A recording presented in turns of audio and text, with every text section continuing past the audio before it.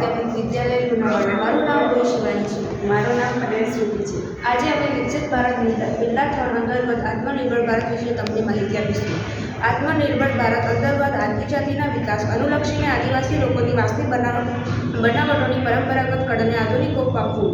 તાપી જિલ્લામાં મોટી સંખ્યામાં આદિવાસી સમાજના લોકો રહે છે. આ સમાજના લોકો વાંસના ઝૂંપડા, ટોપલા, ટોપલી અને સાદડી વગેરે બનાવે છે અને તેને વેચીને પરિવારનું ગુજરાન ચલાવે છે. પરંતુ સમય જતાં પ્લાસ્ટિકની વસ્તુઓ તથા વિદેશી વસ્તુઓના વેચાણ સામે વસ્તુઓનું વેચાણ ઘટતું જાય છે, જેથી તે આદિવાસી લોકોને પોતાના ગુજરાન માટે મુશ્કેલી પડી રહી છે. કેટલાક લોકો રોજગારી મેળવવા માટે શહેરી વિસ્તારોમાં સ્થળાંતર કરી રહ્યા છે, પરંતુ આવા સંજોગો સામે ટકી રહેવા કેટલાક પ્રયત્નો કરવા જરૂરી બને છે. આવા સમયમાં વાંસની બનાવટોની પરંપરાગત કળાને આધુનિક ઓપ આપીને આદિવાસી રોજગારીનું નવું સર્જન કરી શકાય છે. વાંસમાંથી નવતર આચરચીલું, સુંદર રમકડા, ફૂલદાની, ફૂલ, ફર્નિચર, સુંદર ડોમ, વાંસની આકર્ષક ઝૂંપડીઓ વગેરે જેવું બનાવીને તેને વેચવાથી આકર્ષક આવક પણ મેળવી શકાય છે.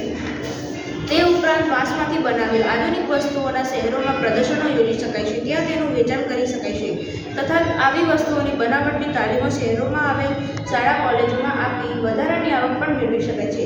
આમ વાંસ સાથે જોડાયેલ આદિવાસી લોકોની પારંપરિક વ્યવસાયની જાળવણી સાથે તેને આજના આધુનિક યુગની જરૂરિયાત પ્રમાણે સુંદર વસ્તુઓને બનાવી આર્થિક રીતે મજબૂતાઈ આપી શકાય છે. આભાર.